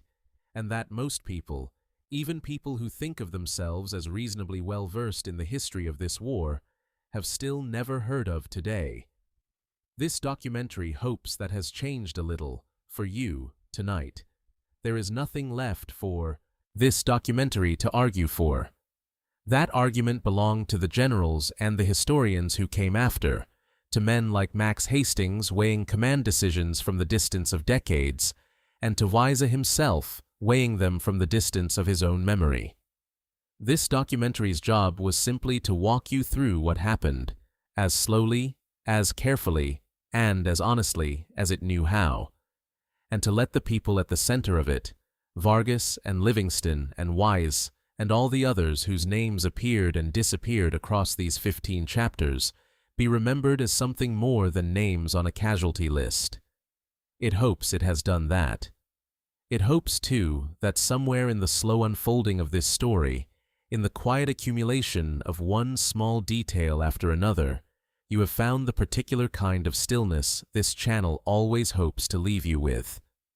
This documentary has tried, across 15 chapters and roughly 2 hours, to give this battle the unhurried, careful attention it believes every one of these stories deserves, and it hopes, if nothing else, that it has left you with a slightly fuller, slightly more human picture of 4 days that history came remarkably close to letting slip entirely out of memory. It is a strange thing to spend this much care on a battle so many other tellings of the Vietnam War pass over in a sentence or two, if they mention it at all.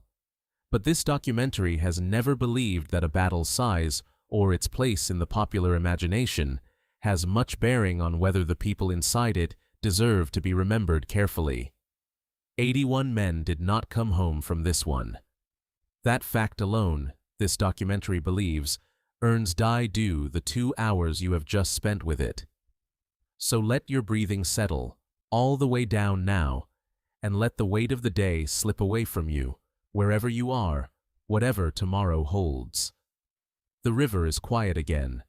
The hamlets have long since been rebuilt. The men who survived those 4 days went on, most of them, to live long, full lives, carrying this story with them the whole way, and now, having listened this far, so do you. Thank you for spending these 2 hours here, in this slow, unhurried telling of a battle the world mostly forgot. Rest now. Let go of everything this evening asked of you. Good night. Sleep well, and this documentary will be here, whenever you are ready, with another quiet story to help carry you gently into sleep.